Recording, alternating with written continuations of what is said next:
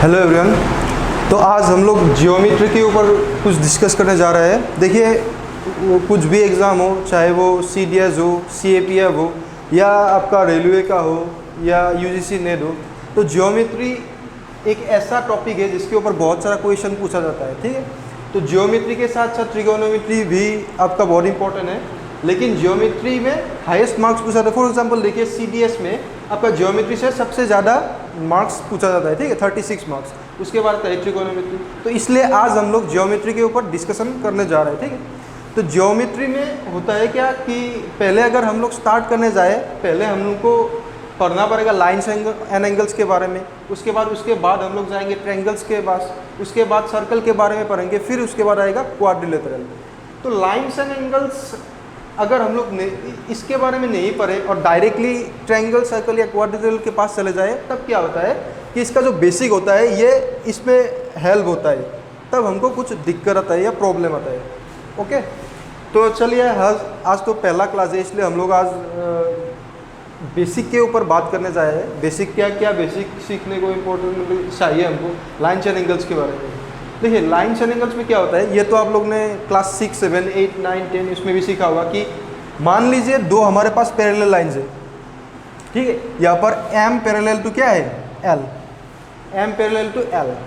ठीक है, फिर उस दो पैरेलल लाइन्स को M क्या कर रहा है, इंटरसेक्ट कर रहा है। M और L को N इंटरसेक्ट कर रहा है। इसके साथ साथ क्या होता है, हमारे पास हमको कुछ एंगल्स मिलता है, जैसे कि एंगल 1, 2, 3, 4, 5, 6, 7, 8 एंगल्स मिलता है।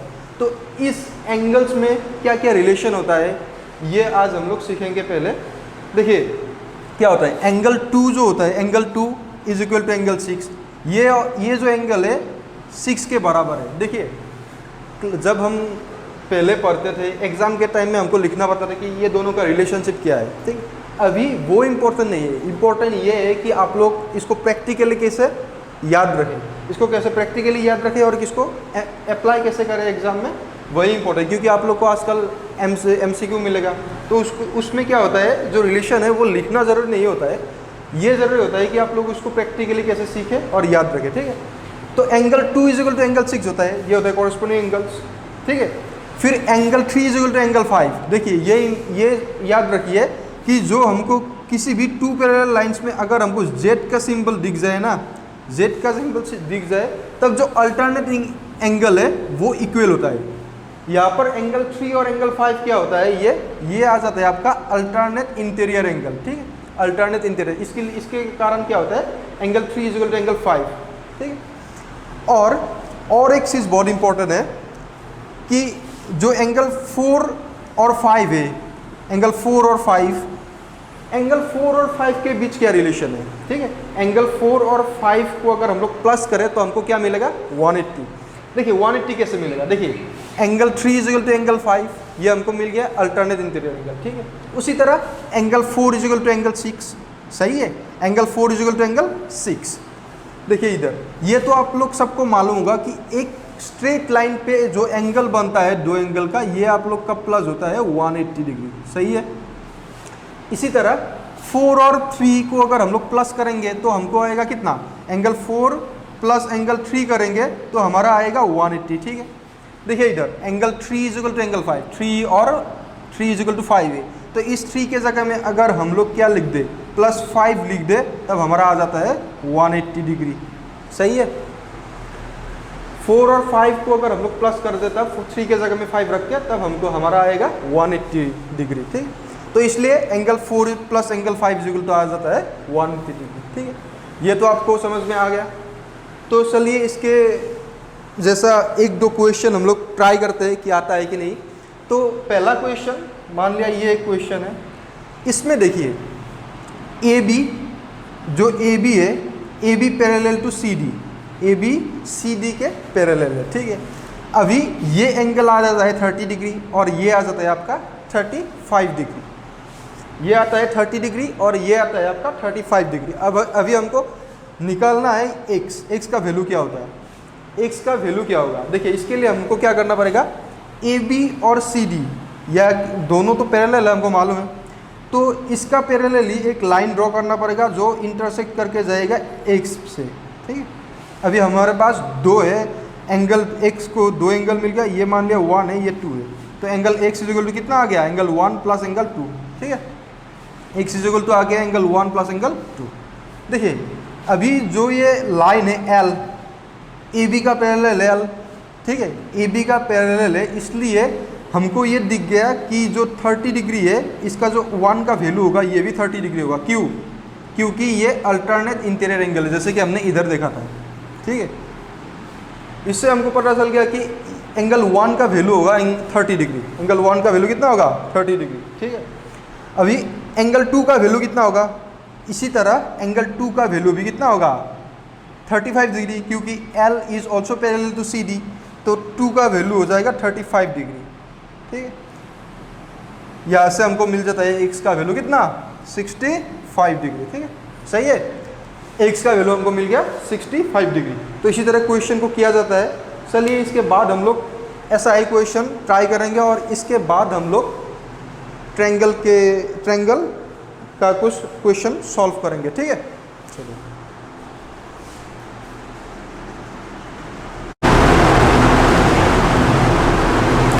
तो चलिए नेक्स्ट क्वेश्चन हमारे पास है।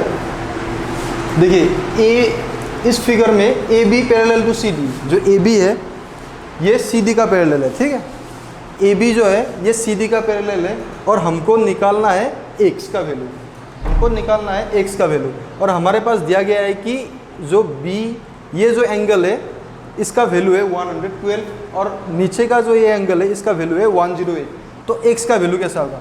जो पहले हमने जो क्वेश्चन किया था उसी की तरह ही है, लेकिन इसमें सिर्फ एंगल चेंज करके दिया है। उस टाइम अल्टरनेट इंटीरियर एंगल था, यहाँ पर करस्पॉन्डिंग एंगल दिया गया है, जैसे कि हमने पहले बारे में देखा था, ठीक है। तो देखिए इधर भी सेम ही होगा। हम लोग क्या करेंगे, एक लाइन ड्रॉ करेंगे जो पैरेलल होगा ए बी और सी डी का, ठीक है।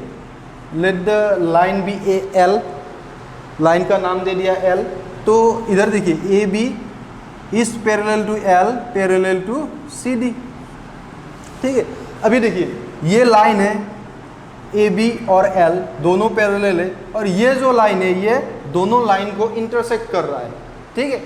अभी क्या होता है, ये एंगल और ये एंगल, एक्स को अभी पहले की तरह हम लोग दो भाग में भाग कर देंगे, एक होगा 1 2, ठीक है। अभी क्या होगा, ये जो एंगल होता है 112 plus angle 1 is equal to कितना होगा 112 प्लस 1 इज इक्वल टू हो जाएगा 180 डिग्री, ठीक है, क्योंकि हमने पहले बार पढ़ा था 180 डिग्री। तब क्या होगा, एंगल 1 का वैल्यू कितना आएगा, एंगल 1 का वैल्यू कितना आएगा, एंगल 1 का वैल्यू आएगा आपका 180 माइनस 112, तो ये आ जाएगा आपका 68, ठीक है। ये आ जाएगा आपका 68, एंगल 1 आ जाएगा 68 और एंगल 2 कितना आएगा उसी तरह 180 माइनस 108, ठीक है, क्योंकि ये 2 और इसका प्लस क्या होगा सम 180, तो एंगल 2 आ जाएगा आपका 72। तो दोनों को प्लस कर देंगे तो हमको x का वैल्यू आ जाएगा, ठीक है। x का वैल्यू कितना आ जाएगा, ये आ गया आपका 68, ये आ गया 72, x का वैल्यू आ जाएगा 140, ठीक है। ये है इसका आंसर, ठीक है। अभी देखिए थोड़ा कम्प्लेक्स क्वेश्चन करेंगे एक दो। देखिए इस फिगर में A B parallel to C D है, ठीक है। जो ए बी है ये पैरेलल किसका है, सी डी का। Angle B E D is equal to 35 degree, B E D ये कितना आ गया आपका 35 डिग्री। और एंगल बी ये जो है ना ये दिया हुआ है 110 डिग्री, हमको निकालना है एक्स, ठीक है। इसके लिए हम क्या करेंगे, सी डी को एक्सटेंड कर देंगे, ठीक है। हमको तो मालूम है कि A B parallel to C D है, फिर हम लोग क्या करेंगे सी डी को एक्सटेंड कर देंगे और बी को भी एक्सटेंड कर देंगे, ठीक है, हमारे हेल्प के लिए। अभी देखिए क्या होता है, ये बन गया एक ट्रायंगल, ठीक है, ये आपका क्या हो गया एक ट्रायंगल। फिर क्या होता है, ये जो है 110 और ये दोनों इक्वल होगा, ये भी 110 होगा। कैसे, क्योंकि हमने देखा था कॉरेस्पॉन्डिंग एंगल, जैसे कि दो लाइन ऐसे, दो लाइन को अगर क्रॉस करता है तो ये एंगल प्लस ये एंगल दोनों सेम हो जाता है, ठीक है। तो इसलिए ये एंगल इज इक्वल टू ये एंगल होगा, इसका कितना आता है 110 डिग्री आ जाएगा।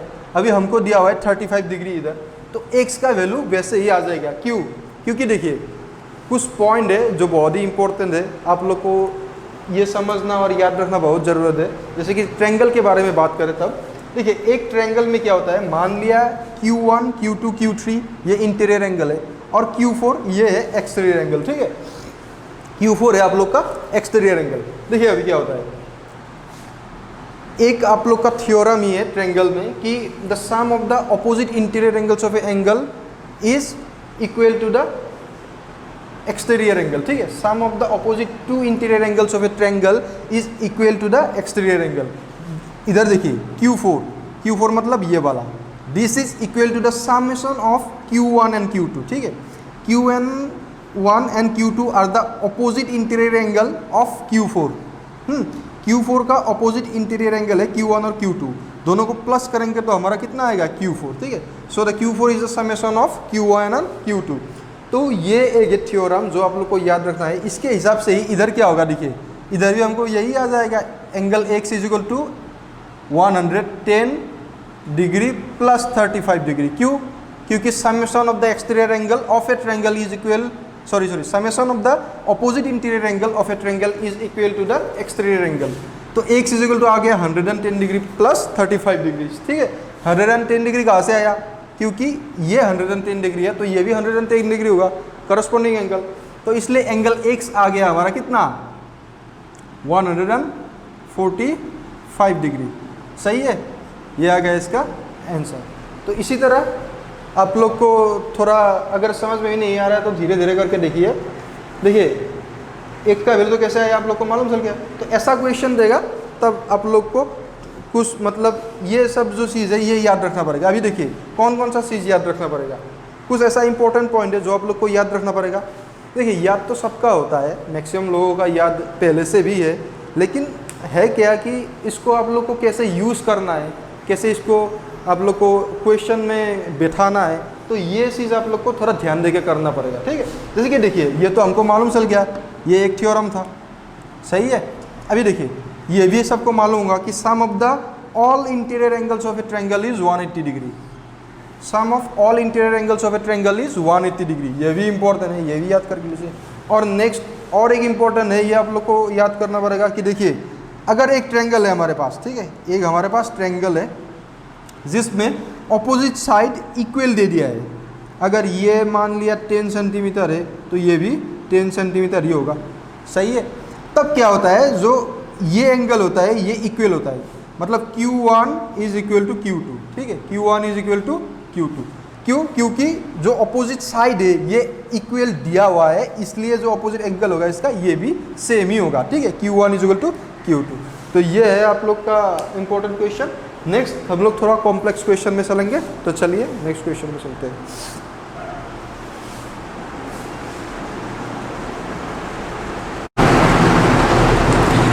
तो चलिए अभी नेक्स्ट क्वेश्चन की तरफ बढ़ते हैं हम लोग। नेक्स्ट क्वेश्चन हमारे पास है ये वाला, देखिए इस फिगर में आपका जो XY है, XY is parallel to BC हमको दिया गया है, ठीक है। इस फिगर में हमको दिया गया है कि XY जो है it is parallel to BC, ठीक है। XY is parallel to BC।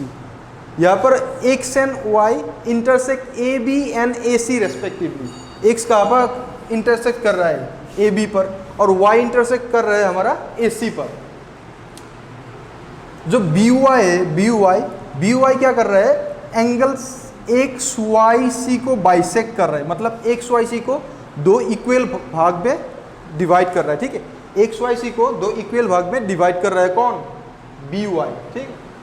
अभी देखिए हमको निकालना है इसका रेशियो, किसका रेशियो, CBY इसका रेशियो और इसका, नहीं सॉरी CYB, हाँ सही है, इसका और इसका रेशियो निकालना है, ठीक है।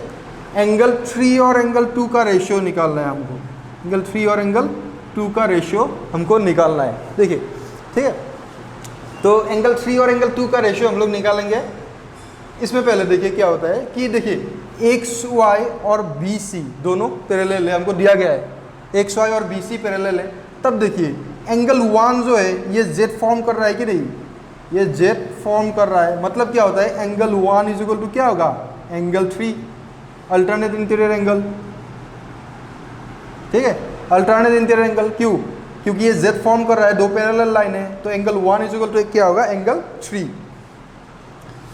और हमको मालूम है जो गिवन दिया हुआ है कि B Y bisect X Y C को बी वाई बाइसेक्ट कर रहा है, मतलब angle 1 is equal to angle 2, ये हमारे पास है गिवन। ठीक है, इसके जरिए हमको क्या मिल गया, angle 2 is equal to angle 3, मतलब angle 3 is equal to angle 2, यानी कि दोनों का रेशियो कितना इतना होगा, इक्वल है, मतलब इसका रेशियो होगा 1:1, यही है इसका आंसर। तो रेशियो इसका हो जाएगा 1:1। ठीक है, चलिए अभी नेक्स्ट क्वेश्चन की तरफ बढ़ते हैं। नेक्स्ट क्वेश्चन हमारे पास ये फिगर आप लोग को दिया हुआ है, ये बहुत इजी क्वेश्चन है। हम लोग ने ये जो थ्योरम पढ़ा हुआ था कि the sum of the opposite interior angles of a triangle is equal to the exterior angle, तो वही इसमें यूज हुआ है। ए सी दिया हुआ है 130, B C is equal to A C, मतलब ये इज इक्वल टू ये, और ये भी हमको मालूम था एक एंगल का अगर ये दोनों साइड इक्वल होगा तब this angle is equal to this angle, मतलब इधर ये एंगल 1 इक्वल टू एंगल 2 हो जाएगा, मतलब एंगल 1 इज इक्वल टू क्या हो जाएगा, एंगल 2, क्योंकि गिवन है B C is equal to A C. सही है, तो अभी देखिए एंगल ए बी सी हमको निकालना है, ए बी सी एंगल 2 निकालना है, एकदम ईजी है। इसमें है क्या, angle 1 plus angle 2 is equal to कितना हो जाता है 130 degree. Angle 1 plus angle 2 is equal to 130 degree. Sum of the two interior angle is equal to the exterior angle, angle 1 plus angle 2 is equal to 130 degree.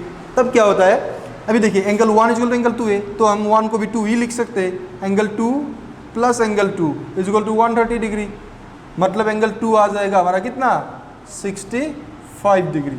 सही है, angle 2 आ जाएगा 65 degree. हमको निकालना है क्या, एंगल 2, मतलब एंगल ए बी सी निकालना है, ये आ जाएगा हमारा 65 डिग्री। सही है, तो ये था आपका सिंपल क्वेश्चन। अभी देखिए ट्रायंगल के बारे में हम लोग पढ़ रहा है, तो हम लोग को 2-3 ठो हमको क्या एंगल के बारे में जानना पड़ेगा। जैसे कि एक्यूट एंगल, एक्यूट एंगल किसे कहते हैं, जो एंगल 90 डिग्री से कम हो उसे बोला जाता है एक्यूट एंगल। ऑब्ट्यूस एंगल जो बड़ा हो 90 डिग्री से, और राइट एंगल जो इक्वल हो 90 डिग्री, ये तो आप लोग सबको मालूम ही होगा।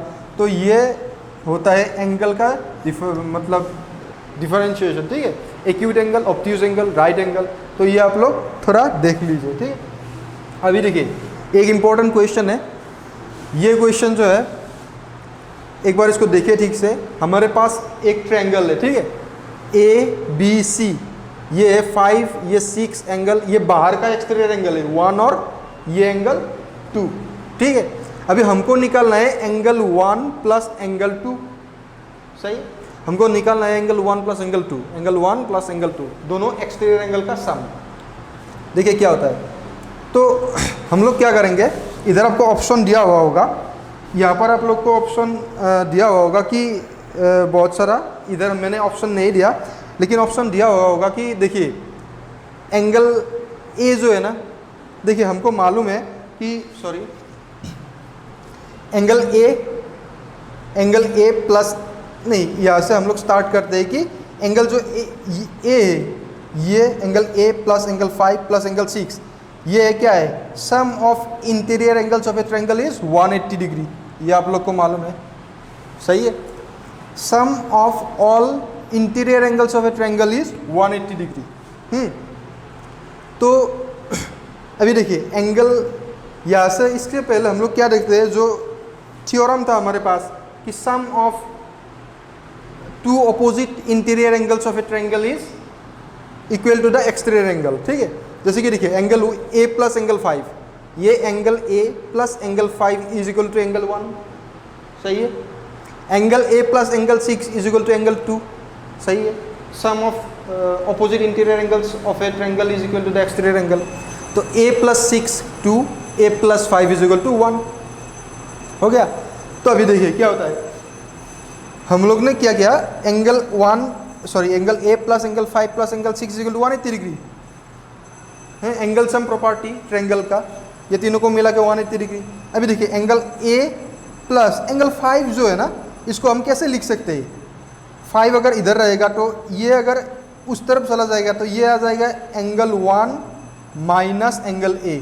सही है, angle 1 minus angle A plus angle 6 को कैसे लिख सकते हैं, उसी तरह एंगल 2 माइनस ये अगर उस तरफ चला जाएगा तो angle 6 is equal to angle 2 minus angle A. इसी तरह 6 को हमने लिखा angle 2 minus angle A is equal to 180 degree. अभी देखिए ये प्लस ए ये माइनस ए कट जाएगा। अभी हमारे पास रहेगा क्या, angle 1 plus angle 2 is equal to ये ए जो है ना वो उस तरफ चला जाएगा, इधर माइनस था इस तरफ जाके प्लस हो जाएगा, तो angle 1 plus angle 2 is equal to आप लोग का आ जाएगा एंगल ए प्लस 180 डिग्री। तो ये आ जाएगा एंगल ए प्लस 180 डिग्री, ये इसका ऑप्शन, ठीक है, राइट ऑप्शन।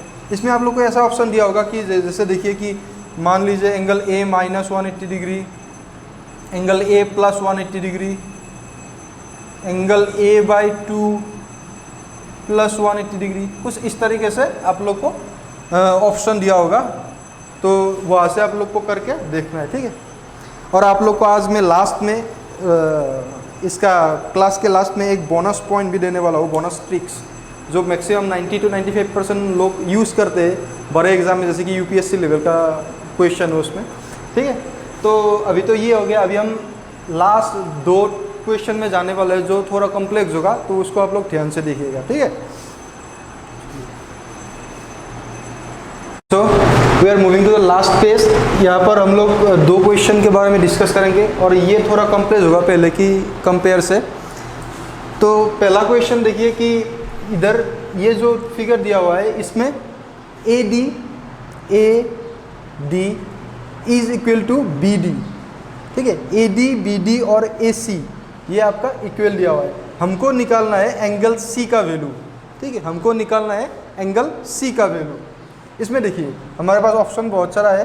पहला ऑप्शन 124/3 डिग्री, 142/3 डिग्री, 35 डिग्री और 39 डिग्री, ठीक है। देखते हैं इसमें क्या होता है। देखिए ए डी और बी डी दोनों इक्वल है, मतलब क्या है, ये एंगल और ये एंगल इक्वल होगा। सो दोनों एंगल को हम लोग क्या कर दिया, इसको भी थीटा कर दिया, इसको भी थीटा कर दिया, ठीक है, क्योंकि इक्वल है। और क्या होता है, देखिए ये जो ट्रायंगल है, ये ट्रायंगल ए बी डी, ये ट्रायंगल, इसमें ये दोनों का सम, इसका सम इक्वल होगा, क्योंकि sum of the opposite interior angle of a triangle is equal to the exterior angle. तो इसका सम और इसका सम, दोनों का सम इधर इक्वल होगा, मतलब थीटा प्लस थीटा, ये हमारा हमने लिख दिया 2 थीटा, सही है, इसको हमने लिख दिया 2 थीटा। तो इधर अभी 2 थीटा हमने इधर लिख दिया, ये हो गया 2 थीटा। अभी देखिए इधर दिया हुआ है कि ए डी, जो ए डी है, A D is also equal to the A C. यहाँ पर भी क्या होगा, ये लाइन और ये लाइन सेम है, मतलब ये एंगल और ये एंगल क्या होगा, सेम होगा, ये एंगल और ये एंगल सेम होगा। तो ये अगर 2 थीटा होगा, हमने इधर से निकाला ये 2 थीटा होगा, तो ये भी क्या होगा 2 थीटा, ये भी क्या होगा 2 थीटा। यहाँ तक आपको समझ में आया। अभी देखिए मान लिया ए बी सी, ये पूरा एंगल को हमने पकड़ा, ठीक है, ए बी सी पूरा एंगल को हमने पकड़ा, ए बी सी। अभी इसका सम और इसका सम, इसका इक्वल होगा कि नहीं, क्योंकि ये अगर पूरा इसको पकड़ते हैं तो ये दोनों interior opposite angle, the sum of interior opposite angle is equal to the exterior angle, मतलब ये वाला एंगल 71 डिग्री, सही है, 71 डिग्री। यहाँ से हमको क्या पता चलता है कि theta plus 2 theta is equal to 71 degree, ठीक है, मतलब 3 theta is equal to 71 degree और थीटा इज इक्वल टू 71/3। तो थीटा हमारा कितना आ गया 71/3। हमको निकालना क्या है, एंगल सी, ये वाला निकालना है। एंगल से हमको कितना मालूम है 2 थीटा, एंगल से हमको मालूम है 2 theta, angle C is equal to 2 theta, ठीक है, angle C is equal to हो जाएगा 2 theta.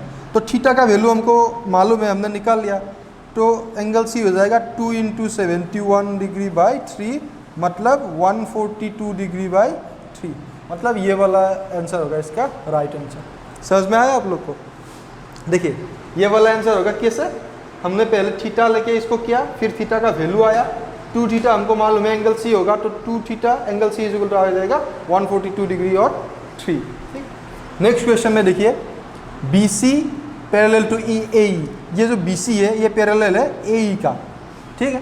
B C is equal to A C, B C A C का इक्वल है, मतलब क्या ये एंगल और ये एंगल सेम हो जाएगा, so theta is equal to भी कितना हो जाएगा 65 डिग्री भी हो जाएगा।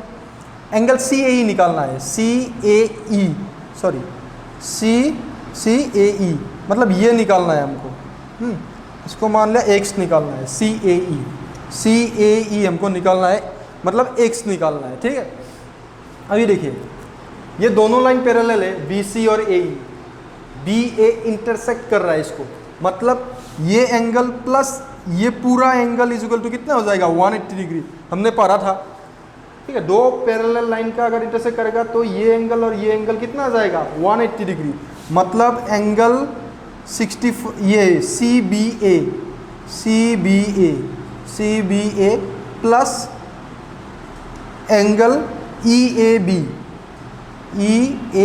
बी इज इक्वल टू आ जाएगा आपका 180 डिग्री, ठीक है। C B A plus E A B 180 degree, ये एंगल और ये पूरा एंगल 180 डिग्री।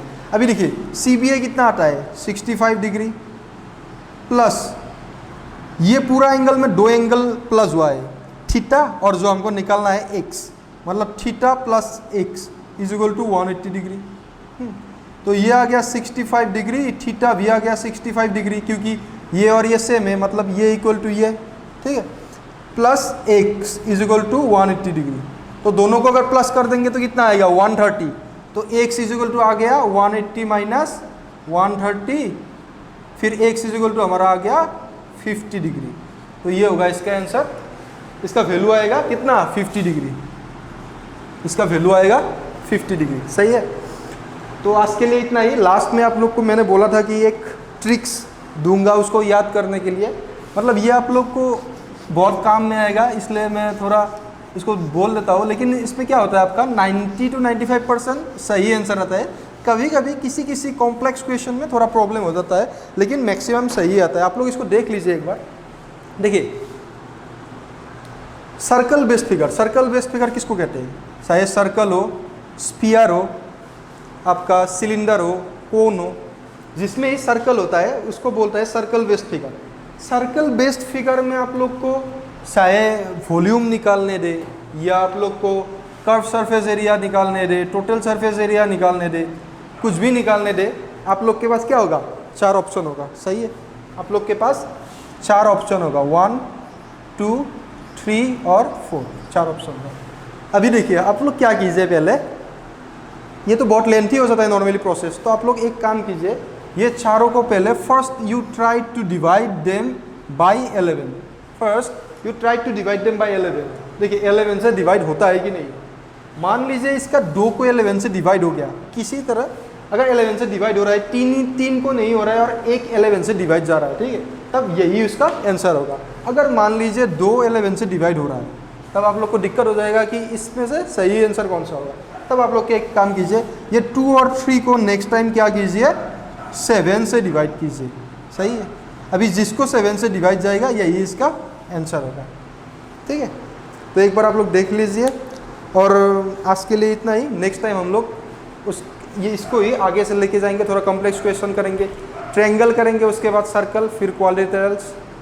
तो थैंक यू, आज के लिए इतना ही काफ़ी है, थैंक यू।